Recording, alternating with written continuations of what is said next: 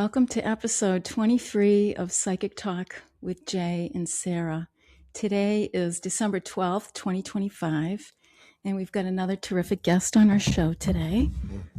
But before we start, how are you doing, Jason? I'm doing pretty good today. Yeah? Yeah. I think this is our last episode for 2025. Oh, okay. Yeah, with the holidays coming up and everything. So we've got Jennifer Ohop is joining us today. She's become a really good friend to me and Jason as she's been a part of our Empath group for the last 3 years. And she really brings a unique perspective to this podcast and to our Empath group because she spent years as a wildlife biologist, a land conservationist, environmental educator. Ohop has dedicated her life to understanding and protecting the natural world and its inhabitants, and that's really close to my heart. Yeah. But I know life took her on an unexpected journey, as it often does, right? But it led her to our door, and we're so glad it did. I know. So we're excited to welcome her to our show, and everybody, this is Ohop. Hi. Thank you for inviting me onto the podcast. It's my first podcast, so this is pretty cool. Awesome. It is pretty cool. Awesome. And I know you've been a dedicated listener, and you always give good feedback to us. So I just want to say thank you for that. I just listened to your latest yesterday, and I really interesting. There were just some things that Vicki said that I was like, whoa. Yeah, and that was really great. So that was my afternoon meditation yesterday, is listening to it. Yeah, I really enjoy it. Well, it occurred to me, as a biologist and an empath, and I know you have psychic abilities, it just made me wonder if you've had any psychic interactions with wildlife. We've talked to both Krista and Vicki about being pet psychics, but as a wildlife biologist, do you find that being an empath gives a unique perspective to you? It does, because it's not so much the critters, the plants, the animals. It's more of the landscape. That I feel so strongly about how important it is to have our landscape around us. I couldn't live without it. I mean, you put me in cement and forget it. I mean, I'm the wouldn't same make way. it. Yeah, I would not make it. I think we get along so well because of that too. So the natural world is so important to you and to us. So it's how do we as a society share this beautiful earth, with all of the creatures, instead of dominating it and, looking at them as less than or just useful Right. to us, right? And it's our overuse. I mean, there's plenty of examples of people who have lived with the land and lived with it, not on it and against it. And that's what I see. And I very, very, very passionate about land conservation, but it got me to the point. It was a breaking point. I just couldn't take the stupid anymore. When you boil it down to it, I just was so frustrated that I couldn't enjoy walking out my back door and, looking at the birds or looking at the plants that are blooming in my garden. I was like, we need to do the boundary there. Those trails need to be marked. We have people trespassing ATVs over there. And it's just overwhelming. So I needed to step away. Because I lost my passion. I really, I had a lot of support from my husband, Glenn. I love him very, very dearly. A lot of support. And sort of randomly, I found your group. I have 3 friends on Facebook. It's to keep in touch with family. And I never go on there. And all of a sudden this pops up. And I'm like, well, Sturbridge, that's right there. So I got up the courage to go to an in-person meeting, and I think I went in and I was, overwhelmed because there's people in there, and I bought a really good book. And, chit-chatted for a little bit, and then I had to split because I hadn't been out by myself in a group of people in a very, very long time, especially people I didn't know. But it was kind of different. I got home and I was like, that wasn't so bad. It really wasn't so bad. I remember I was sitting at the front desk and you walked into our store and you were looking around, just kind of like, taking a peek. And we got to talking and I discovered you were an empath and you had some questions and we were just chit-chatting. And then that was kind of the beginning. And I think that you came to the group right away after that, the empath group. And it seemed to help bring you out of your shell a little bit. Yeah, I honestly, I'd never heard of a boundary before. Like, really, I was the people pleaser. I needed to do everything myself because that's the way it got done right, and it got done. And your group kind of led me to say, there's a word, it's called no. No, I can't help you. No, I can't drop everything and do it right now. Like, I'm allowed to have my space and my feelings in that space. And, I'm seeing that I'm allowed to have a bigger space with different feelings in it. And that's from your group. I mean, that never would have occurred to me. I probably would still just be sitting here going, what do I want to be when I grow up this time? Because I had no self-confidence. I had no passion. And I was just kind of like, oh, okay, great. What kind else of going is on through the TV? motions of life, right? Stuck maybe. I get that. It's like the 8 steps or being with other empaths made you, or it brought something up out of you that you had forgotten about or maybe had just brushed to the side. Yeah, I've been thinking about that a lot lately. And, I worked the same job for 23 years. I've been in the profession for 30. And I'm just going to say it sucks watching your hometown go underneath a bulldozer. Yes. It just really, it sucks watching these places where you used to go and, it's skinny dip in the pond. And now see, you're not even allowed to go near that spot.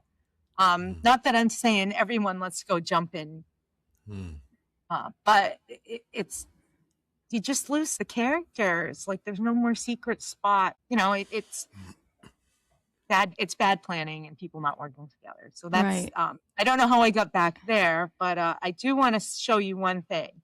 When I was starting to talk to you and I was in your waiting room, I pulled a card. Oh, wow. And it's my card. Nice. So I was pretty psyched that I got my card. Oh, you just pulled that card today. Just pulled it right while I was in your waiting room. And it's I'm sorry that I missed it. Can you show us again? That's sure, of course. Oh, you've got the Queen of Coins. It's our card. Yeah. I love it. That is you. And the Queen of Coins speaks to your love of the natural world too. Because the coins aren't just about wealth. It's awesome that Ohop pulled that card and she's sharing with us about the biology aspect. And, empaths are stewards, a lot of stewards. And it looks like one of your callings is to be a steward of the earth in the sense of environmental things. And so I'm glad you pulled that card because that's exactly what that card stands for. I was so glad you said stewardship. Yeah. That's a word that I have been teaching people for many, many years. Protecting an acre, 100 acres, it's part of the battle. The stewardship is what kind of gets you in the end because you have the baby and you have to watch the baby grow up. And sometimes, there's issues. Crossing boundaries is a big one. And these are actual physical, like I can see a line here and you have crossed it. And I never associated that with myself, but I could see it clearly out in the world every day. But that's stewardship, and you have stewardship of land, stewardship of your ideas, stewardship of your body. And that's another big one that I blew. It's okay to brush your hair before you go to work in the morning. You don't have to, you don't have to give up that last sip of coffee to go running out the door for somebody else. You really have to put yourself first, because if you don't, it ends up making everything worse, a lot worse. While you're speaking about stewardship, I'd love to hear more about what it is you do in the environment as a biologist, because you hear people talk about different dimensions and different things. But in my thought, if you're a steward of the earth, you don't even have to go far out of the third dimension to get the evidence that there's multi-dimensionals within our dimension. You think of the ants, the flies, the various plants and animals, and the different kingdoms within that kingdom that keep it all working in unison. So I'd love to hear more about some of the knowledge you have with conservation. Well, how many hours do you have? I know that's a huge question. I've had a lot of experiences that, jack of all trades, master of none. It's from sitting and staring at the very small. And, that's my superpower. If I take my contact lenses out, I can see the smallest details and things. Or seeing the very big, seeing how things are working together at a much faster rate than us, so perhaps something much, much slower, like your compost pile, you're watching a pile. Plants grow, things like that. Interactions in nature. I am obsessed with dragonflies too. And, I think about when you look at their mouth parts and how all of these things, how you're eating each other and how they all fit together. It's just so cool. There's a certain way to catch insects and hold them and just be completely in awe. Plants. I love plants. I worked with a tippity top botanist, and she was minimalist. So I have a garden full of native orphans that people would kill me for, that I would kill for. I love these plants, and I'm very overprotective of them. That's beautiful. There's one story I don't think I've ever shared with you. I worked for a company that donated the release cages for the wolves when they were released back into Yellowstone. And I didn't know that. I had nothing to do with it. I started working for them. And in 1997, a friend of mine was like obsessed with the wolves. He had been out there a couple times, and he's like, well, let's go. And, I get to like volunteer undercover with the Wolf Project. And I think about I just was like, oh, this is cool. We're getting up. It's like, 20 below zero. And I was sleeping in a tent, and I got my cool woolies on, and I've got all my binoculars and everything set up. And looking back at it, I'm like, those sheets of which wolves were which were like guarded gold information. And you didn't tell anyone what you were looking at. Sometimes you'd be like, yeah, there's a wolf over there. And it was a rock that looked like a wolf, because they didn't want people to harass them. And know where they were, know what they were doing. But, looking at predators being released there, this is the first hard evidence of what's called a trophic cascade, where the top predator balances out the ecosystem so that, what the wolves are eating, the elk, the bison, the herbivore, aren't eating themselves out of a home, which would be, say, the vegetation along the river. And when you go back to Yellowstone now, you can't see across that valley anymore because the trees have grown in along the river. It just everything's balanced now. The plants can grow, the elk are healthy, the bison are healthy. I mean, there's other things that are affecting them, but it's just so neat. And getting tickly just thinking about it, because at the time I was like, here I am, I'm looking at wolves. Isn't this what wildlife biologists do? Opportunity, and that's all it's done all my life, is like these opportunities just kind of come for me, and I'm like, okay. I can only imagine how gratifying that must have been to be a part of introducing wolves back to Yellowstone and to get the results that you're talking about, where the trees and the plants, everything is thriving so much better now because of it. And that's, we're talking 1995. So it's a while, and you can look back, but, look a little further back. The park burnt down. Everyone's like, why do you want to go there? All the trees burned down. I'm like, but you can see now. But yeah, I mean, that's the type of thing I get, is that land relationship. And, there's a way that humans can fit it. We just totally blowing it right now. And, I can feel it when I'm walking in the woods. It's just that the land is sad. It's heartbreaking sometimes. It is. I hear you. You always, you hear out there's a lot of environmental people, and people are concerned about, but listening to you, and obviously when you look around, it's like there's not enough of it.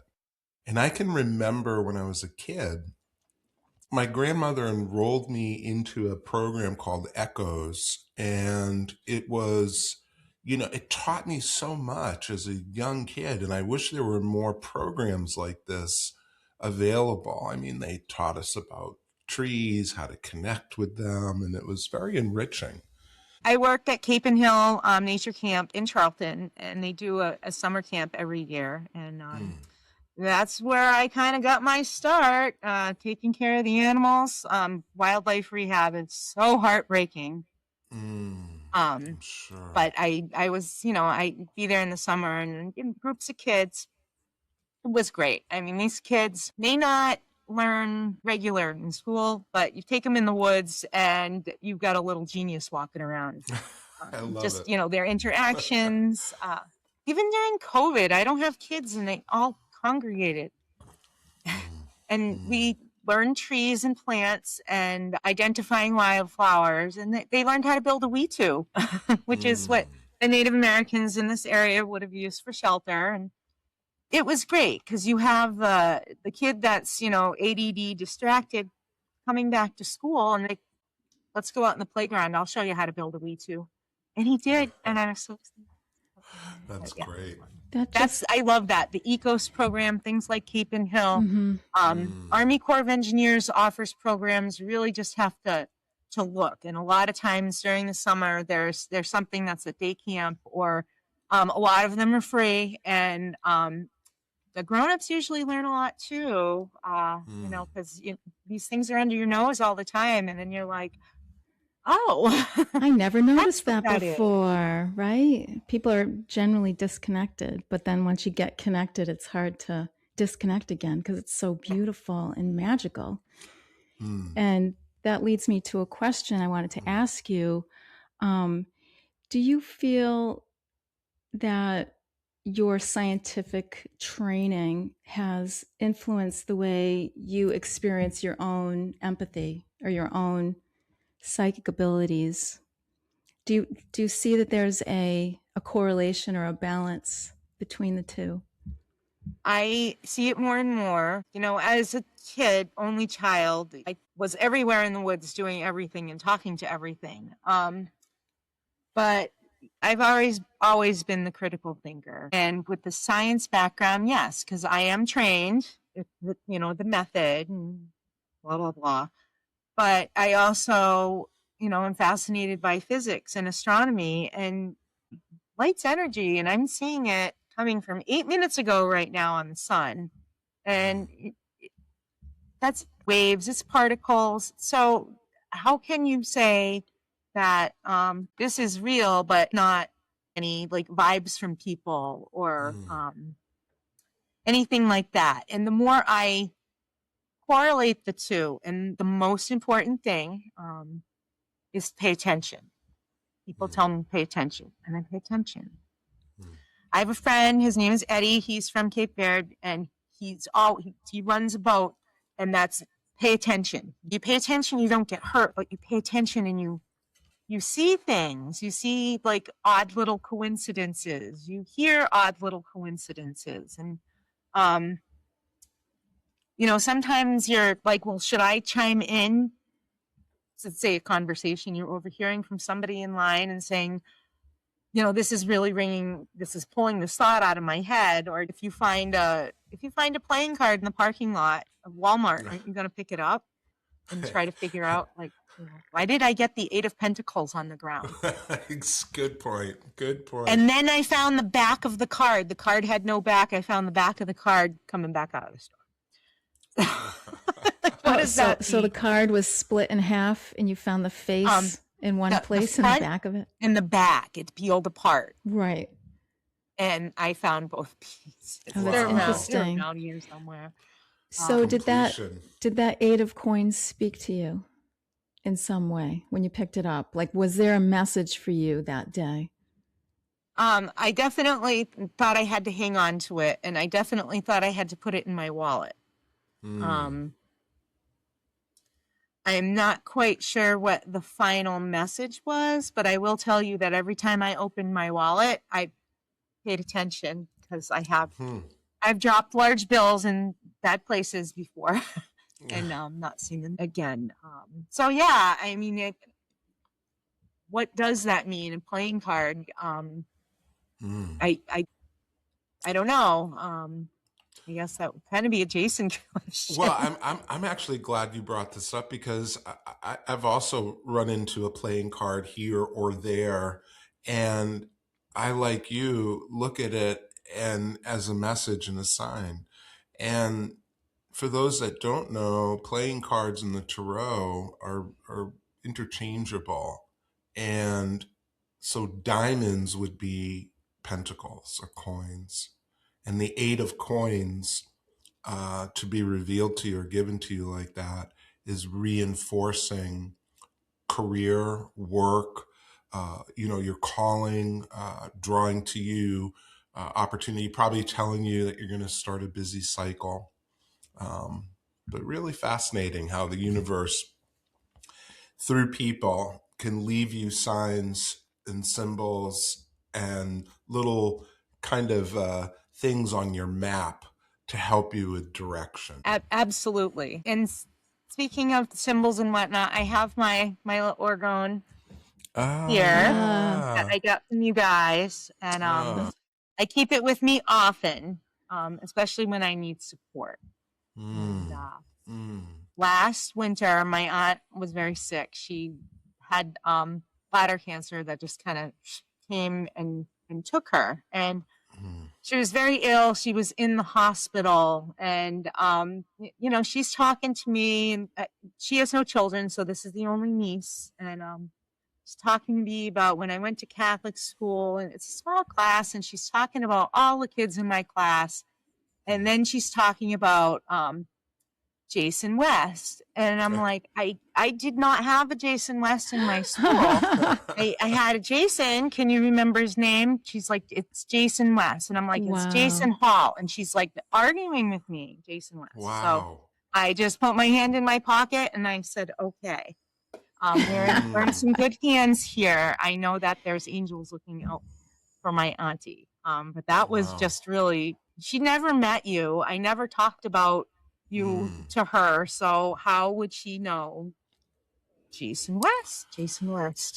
Very strange. It's psychic phenomena in the working, really. I think they're present at birth and death, those years prior to passing, or weeks or even days. I think people have some type of an awakening where they see more, hear more, may not understand, but I think it's just like reintroducing them to the spirit realm in a way. So it was very comforting. And when she was crossing, she was hugging her pillow and talking to my grandmother. So it was really like I just, it's like I could see everything that was happening. And it was just, you guys helped me be able to see that. Wow. Aw, that's really, really special. You bring up a good point too. When people are passing, they're exposed to more of the truth of the metaphysical realm. It makes me think of an experience when I lost a nephew of mine, and he was very young, and I was visiting him. We were all talking to him in the hospital, and he was passing away, and literally he couldn't talk anymore. It was like he figured everything out, and he went from speaking, and I was asking him stuff metaphysically, like what, and he just, no more words came out, and he was trying to talk. It was almost like they didn't want to reveal those secrets to the living, which makes death a mystery. And there's a lot of metaphysical aspects to it. It's like people are going home again. Like for us, it feels, they're leaving us, and it's really sad. But they're going home. and then we don't realize too that they're still alive. Their body passes, but they're still right there, right in front of us. It's funny you say that, because Glenn and I were going to, we had some kitchen knives for Thanksgiving. We wanted them sharpened, so we were bringing them to the cutlery place in Southbridge, and we went there and we forgot the knives. So we're like, we have to go back home. And I don't know what got into us. In the front of my dad built a barn all by himself. No help with it from anybody. And he's passed away now, but boom, click. The paint cans in the back, that front needs to be scraped. We had staging up, and I went to get the paint and bring the knives to get sharpened. Like, it just, all of a sudden, we hadn't talked about it. We hadn't anything. And all of a sudden, my dad was there, like in our heads, both at the same time. Giving us, a little Walt fit. A to-do list. Oh yeah. So yeah, there were some little ant problems. So it's been addressed now. I'm just like, give me 2 warm days so I can paint it now. It'll be done. But he does that. He worked really hard all his life, and he gave Glenn and I his house and my mother, because our job is to take good care of her. But he's here, and he's bossy sometimes. And honestly, he's usually right. But of course, right? That brings me to another question I had for you. How old were you when you first started having those experiences, seeing people who have passed on to the other side? Has just been your whole life? I've always had, I had these 2 imaginary friends, Ranny and Boo Boo. I don't know who they are. I remember when they left, they were with me walking through the woods and wandering around outside on the river. I don't know who they were. One could be my grandfather. I think I've told you the story about my grandfather, and happy to share it quickly. I didn't know my grandfather. I didn't know he had committed suicide till last year when I was 50 years old. I kind of figured it out, but I never pressed the issue because it was taboo. So yeah, my mom and aunt finally told me, and I'm like, okay. So my mom and my aunt grew up without a dad, and it kind of made a lot of sense. But then it also made a lot of sense to me about dreams that I was having as a kid.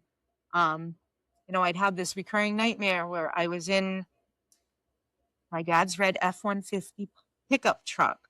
And, I'm a little girl, and there's all this stuff coming up around me, and my dad's helping me roll the window up because that would make us safe. And I found out that my grandfather, he asphyxiated himself. He stuck his head in an oven, and died from the gas. So it was weird because that's like generational trauma. I mean, I must have learned that from my mom. I knew I've always had that. And he was here because he wasn't here for my mom and my aunt. And I'm the end of the line. So let's get that tragedy out and move forward. Yeah, telling me would have been a little more, but I'm only grandchild. My grandma took care of me. I lived across the street, but school had a maid. But there's this whole backstory that I never knew. Well, your mother and your aunt's generation, I mean, that was taboo, and I can relate to it on some level. My great grandfather took his own life when my grandfather was 18, and I heard it once, and that was the last time it was ever spoken about. It was never a topic of conversation. So I think there's a lot of shame involved. But horrible. Yeah, going back to you somehow knowing intuitively that something had happened. If you think about, the fact that you're an empath, you're super sensitive to vibrations and thoughts and emotions.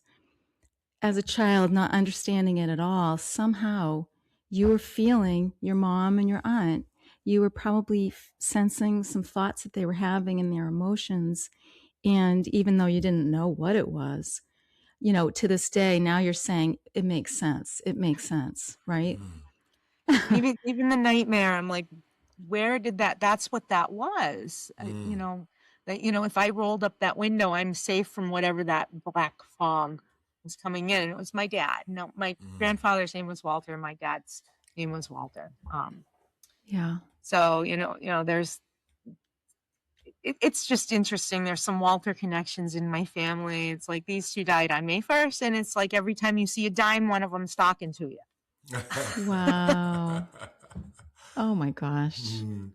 That's really... it's when I started school, I went to Catholic school, and it's just like, I feel like my Ranny and Boo Boo, they were like, see you later at the door. And I kind of feel now like they'll peek around the corner and be like, hey, we're back. Look, my dad left me. There's woods here. There's a stream. And I feel so at home back there. My mother's like, don't go outside at night. 51 years old. But I feel comfortable outside alone in the woods in the dark at night. I love it. I love looking at the stars. When I was a kid, I'd sit there with my astronomy book, which I still have, and sit so still up against the front door that I could see the stars moving. It was very, very dark sky, and it was just so fascinating to me. It is. And Jason, you want to ask something? No. It just reminds me of you told us a story about watching the wolves at Yellowstone and studying them at night. So that wasn't a very difficult thing for you to do. That was natural for you. No? This was getting up at, like, being there in the spot to see where they're coming out in the morning. So I'm beating sunrise. Oh, okay. I'm trying to beat sunrise, and that's what it was. Night there is totally different. Yeah. After hanging out with you guys, I've started thinking about some of the stuff I've done in my life, and like, wow, number one, I'm happy I'm still alive, and number two, I'm glad I never told my mother. Number three, I'm really glad I did that because I learned and had some really crazy experiences. It's really nice to be listening to you today and bringing up the word empath. And I just want to say that maybe shed a little light on that word, because we always say empathy is the precursor to psychic, ability. It means you're psychic. And that's why the steps we put together to help people remember how to utilize their gift to work for them as opposed to against them.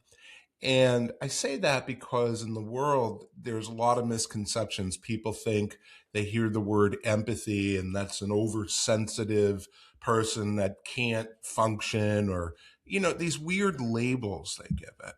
And from your perspective, coming into the empath support, all the people that are there, everyone, yes, has empathy and sensitivity, but when we look at everyone as a whole, they're all gifted in various arts of psychic awareness and ability. And that's what the true empath is. And like you had said, I didn't even have boundaries. And that's why the support to teach people about how to utilize their gifts to the maximum ability, to become the steward that they truly are. Great word, stewardship. Mm-hmm. I always love that word too, because I feel like it is all of our responsibility as humans to take care of this beautiful place that we call home. And that's being a steward in, great ways and small ways, whatever you're able to do, I think. What's in your power to do. Good. With regards to what Jason had just said about the word empath and being a precursor to psychic abilities and so forth, how would you define the word empath or empathy, or define yourself as an empath? Well, the empathy, the empath, it explains this feeling that I have in my solar plexus often, because it's not my feeling. It's coming from someplace else. And I'm not saying, well, I get indigestion, so I'm an empath. It's I'm feeling something that other people aren't feeling, or I'm getting something that they should be getting before me. And that's just, it's hard because it's not I'm over worrying. I'm a helicopter daughter. I know what over worrying is. I don't even know if empath is the right word to describe it, because it's got all these other weird connotations with it. But it definitely is a precursor to something that's going to open you up to learning the energy, psychic ability, energy of the unseen. I'm talking to you. You're going into the void here. That's energy. So that's that. I don't want to say energy is empathy. I'm an empath. I will take the word and I will wear it very proudly. I'm sensitive, overly probably, but that's a gift, and I'm going to start using that as a gift rather than a disability. Right. There you go. There you go. And the overly sensitive, quote unquote, thing that we've been called, over the years it seems like an insult, right? Overly means too much. It means stop doing that. Can't you be less sensitive? It's like saying, can't you be less aware of everything? Don't you want to be dumbed down? And it happens to women a lot. Sorry, Jay, but you get to be the guy here. I see me trying to get something done, and then I'm like pushing my husband. I'm like, say this, and they respond to him. And I had to claw out a lot of respect from, I'm going to call them older white men. Sorry, older white men. But that's what it seemed like I was constantly up against. And the weirdest thing, the place you'd think I'd get the least respect of all, is in New Bedford, in the marina where I keep my boat. Those guys love me. They do anything for me. I say something, they look at me. Some of them are tall, so they have to look down to talk to me. The foul-mouthed sailors and whatnot, very respectful of women. How about you wouldn't that? That is surprising. That really is. But, it's like some town halls that I've walked into during land conservation. I'm just really... But, I've had some because you're a disruptor. Ohop, you're a disruptor. And even a lot of women don't like that. They like it. Some people like status quo. And when you come and say, no, it really isn't this way, it's this way, they don't like that. Sometimes but there's a lot of wisdom here. Say that again. You say, why? Yeah. Why? Why? Well, I got to ask why are you having me on your show? Well, I got a question. Tell her, Jay. Because we're all learning here. from you, and even some of the things you've shared with like the ECHO program and these other things that are available to people. A lot of people don't even know that they're available. They have no clue. And I think that that is really important, that the children be exposed to more nature.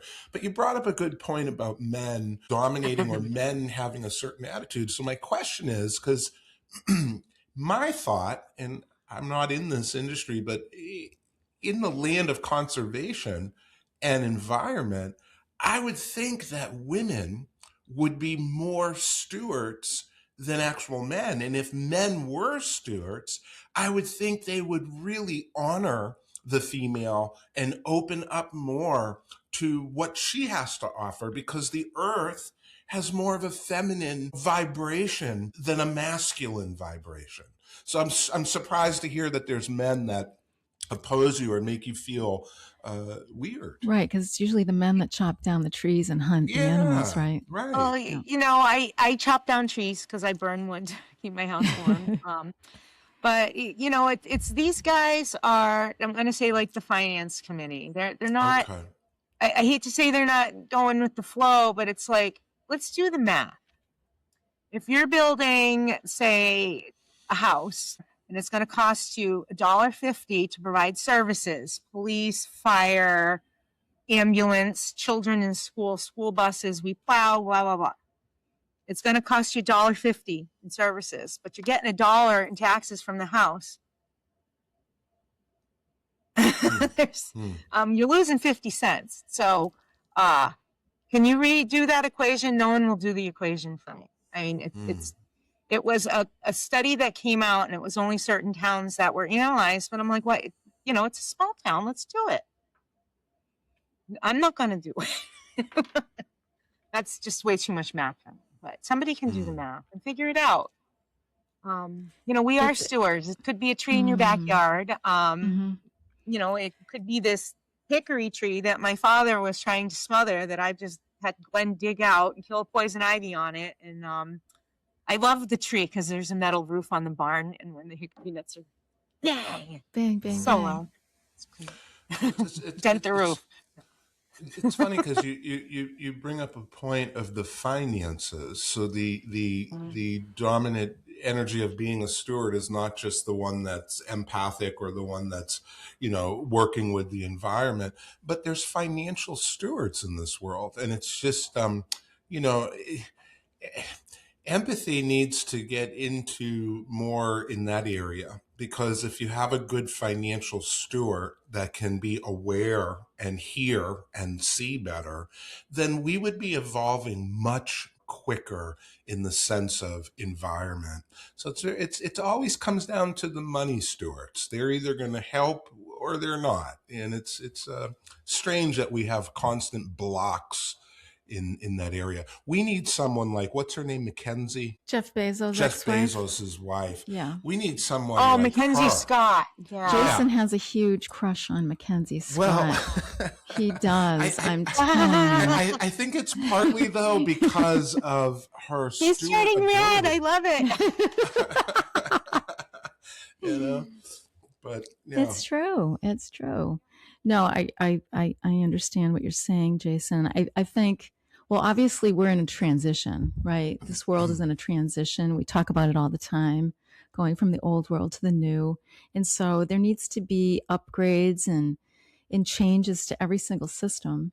And for me, and I know for you too, Ohop, the environment, protecting the natural world, creating wild spaces is really top and one of the top things on my list.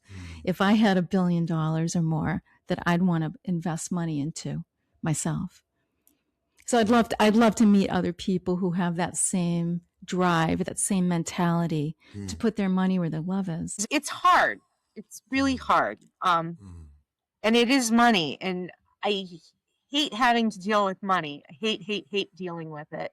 But you have to ask. You have to ask everybody. And most of them are going to say no, but that's okay. I've learned how to say no. And it's okay if people say no to me. That's a great boundary. That right there is a great boundary, to be able to say no. because as empaths, we usually say yes and then regret it, 2 seconds later. Oh, shoot. I don't have the time or the energy to do this, but yes, I'll do it. It happened to me the other day that we're doing the Christmas bird count Tuesday. And Desi, who runs Bird Store, called her and I'm like, well, what's the scoop? And she's like, no one told me. She just took it over as a business. She's like, no one told me. And I was like, because I've been doing bird count for 30 years. I almost said, let me help you. But instead I said, let me support you. Ohop, real quick, I want to ask you this. I know you started a nonprofit, land trust. Would that be correct? How many acres of land have you been able to secure and conserve? No, that's a good question. Because it's something I never really kept track of. I know they're in the thousands now, but that's a very low number. It's Opacum Land Trust. I started it with a woman who was a dear friend. Fantastic. And, really kicked ass for a while and, eventually had passed the torch, and the torch has been passed again. When I was president, very lucky, an old man who you wouldn't know was wealthy passed away and said, here you go. That enabled the Land Trust to hire somebody. So they had, instead of volunteers, out there, and this is blood, sweat, and tears. Seriously. I'm sure. Now, there's paid staff, and I'm watching them from a distance, and I'm so proud of them. But to say they've protected, they own, say, you'd have to look it up. I don't know off the top of my head. But there's so much more. You're working with people who don't know the value of their land. You're working with people who, they're old, they're land rich, they're money poor. You help them make the right decisions. We've helped the trustees of reservations. We've helped the state of Massachusetts on the old Sturbridge Village project. Well, that's something that you should be really proud of, and what a great legacy that you left behind. Although I know you're not involved with it anymore, but just to look back, like you just said, or look forward and see the potential and just see how it's grown. You have to put the reins down. It's amazing. I'm really glad that I did, because that land trust has just flourished. I'm just glad that the person, when he passed, left some money to be able to get the ball rolling. So there are good people. That's wonderful. He was a hoot. Oh my goodness, he was a hoot. But thank you, Mr. Anonymous and other Mr. Anonymous. I want to switch gears again, or back to the Empath group and the Empath program, because I want to know what you've taken away from it. Like, what has been the biggest help to you from the Empath support group, whether it's the group or the steps themselves? I love the book. I love the book. When I first got it, I loved reading through the steps. I go back and I just sort of open to random steps sometimes. I can't say that I have a favorite, because they change. Depending on how I feel that day, maybe I need to, look more at saying that, I need to put more into me that day, or, what am I missing? Am I not paying attention to something where I should be? Am I kind of hitting a wall here, and maybe I should just look over here a little bit? It's okay to be weird. It's okay to have very different ideas. And it's okay to throw them out there. Don't be afraid. Sometimes people are going to giggle, and then they're going to go, oh, well, that's an easy way to do that. I love learning. And I think learning about empaths and that other people feel this way, and it's a real thing, has helped me come back into my own skin a lot. I love it. I feel like maybe this is just a little insight for you, is you spent so many years looking out at the natural world and learning about it and helping it. I feel like now in this next leg of your journey in life, you're looking more at your internal landscape and how you can help it, and then bring them both together, the internal and your external world. I know when you're at group, I'm always so happy when you're there because you do have such a unique perspective on things, and you come up with the funniest phrases or observations. And you're right, it might sound like it comes out of left field, but then you think to yourself, it's like, oh, wow, that's a really unique way of looking at it or thinking about that topic. You have a fresh approach to things, and it's so you. It's so genuine. It's so Ohop, and I just you gotta love it. laugh. I hate to see people cry. Even in bad circumstances, it's like let's try to make them laugh. Let's try to have a final giggle. I mean, even my aunt's funeral. She always patent leather shoes for Easter, right? I was at Marshall's and they were like $15 and they're like ankle boots, patent leather. So of course I wore them. So I'm in church and of course it's my aunt's funeral. So I want to talk mass. It's mass. And I say my piece. I'm very nice. They used to pull me out of school talking church all the time. And I'm getting off the days, I guess it's called the thing they make you stand on if you're short. And I tripped. And I almost went ass over tea kettle right into the place. But I caught myself, and I was like, okay. But yeah, I mean, even if I had fallen on my face, I would have been like, look at my boots, aren't they great?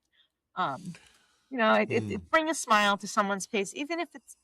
I like to smile at people in the grocery store to see if they smile back. It just makes me feel good. Well, I have to agree fully. Sometimes smiling when you don't feel like it can really shift your own vibration. And like you said, it can really help other people too, just smiling at them randomly. And then they realize, oh, is there something to smile about here? And then they might chuckle a little bit, and you can really shift the energy doing that. And when you shared earlier how when we first met, you were kind of just checking it out and not really, comfortable around people. And over the years, I've just seen everyone transform and it's like there's such this synergy.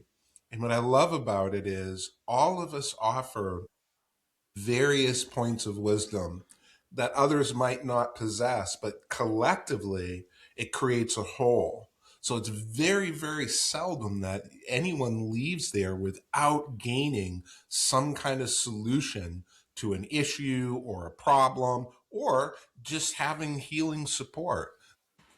I love the group. If you're afraid, just try it once. You can be the black screen with a question mark. I think it's very helpful. If you let your guard down just a little bit, I think you'd be surprised at how much you can learn and grow, and just that feeling isn't so.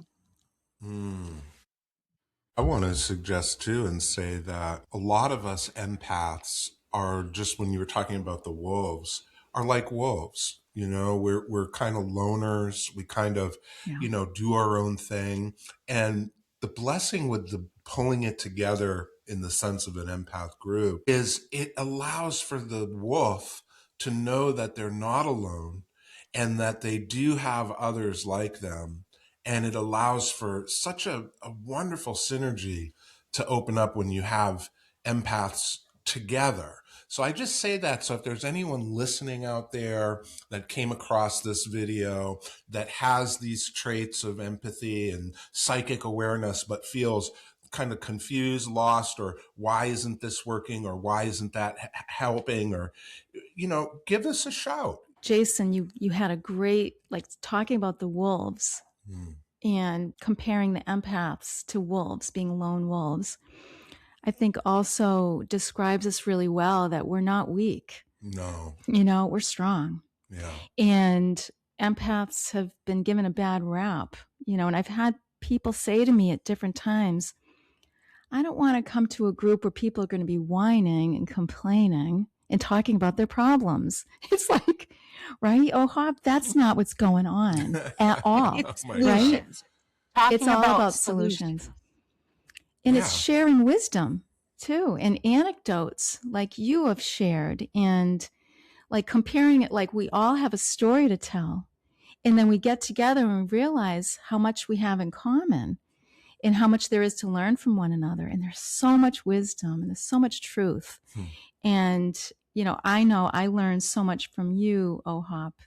And I just love the comparison with the wolves and Well, it's funny that nature. You bring up that, I don't want to go to a place where people complain and stuff. But the reality is everybody complains about something to someone at some time. And it's not really a complaint. And where can you go where the complaint department is open and not only listens, but offers solutions?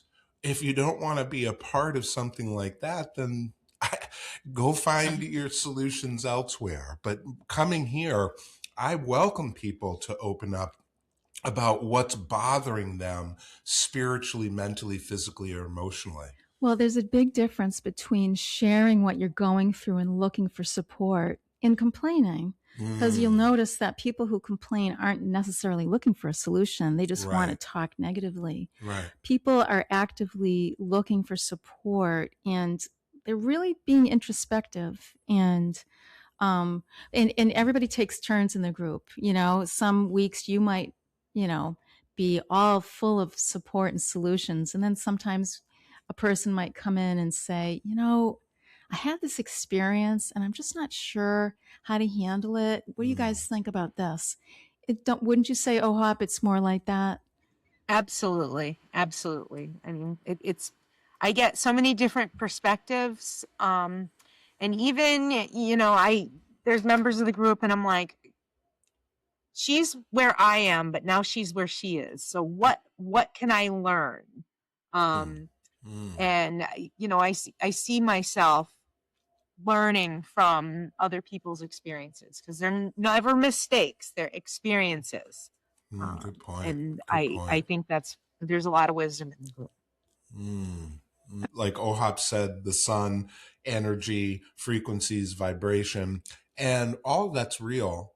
And in our healing circle, we're constantly reminded when we put people on there, we do see the evidence of people saying, hey, you can take me off now. Things are getting better for me.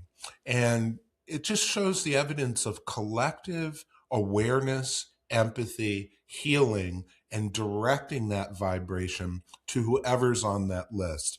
So again, if you've got a health problem, please complain. We'll listen and we'll help, And my neck is feeling like I'm almost there. So I'm almost off the list. And yes, the list is amazing. I've seen people that I've asked go on the list and I'm just amazed. It's just such a healing and kind place. And, maybe if, and even if it's someone like my cousin who just passed, knowing that there's this thought out there, sort of blessing him on, Great. I think that's it too. Like to be on the circle, that people are thinking about you and sending you love and positive energy and positive thoughts and wanting you to be healed. I think that is so comforting. When you're on the list, and then if you have someone who's struggling, and you put them on the list, and you're asking for support, that's comforting too, to know that there's people that care.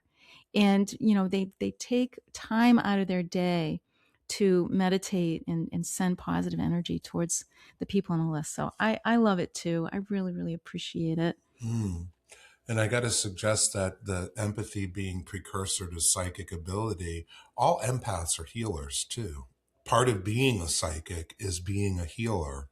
And that's why there's some success rate with the healing circle, because people are really working with their gifts. Well, Ohop, I want to say thank you so much for joining us today on this episode 23. All right. 23 and me. Great, right? Yeah. Well, thank you. I love, well, like I say, I can talk about anything. So if you ever need to fill airspace, very good at who to call. talking to a lot of people, but not necessarily one-on-one. But yeah, thank you so much for having me on. That was a lot of fun. Thank you. We enjoyed it tremendously. Yeah, so I look forward to seeing you next week at our Empath group. Absolutely. And we'll do this again. We'll have you back in 2026. Yep, for sure. Woo-hoo, all right. I'm looking forward to it. Okay. Yay, we are too. Shout out to Glenn too. That's right. Hi, Glenn. He's working on the barn. And Aunt Judy. That's right. And your mom. Oh, yeah. Yep. And the Walters. Oh, the Walters. The two Walters. Yeah. Actually 3. Oh. Oh, wow. All right. It was great to see you, Ohop.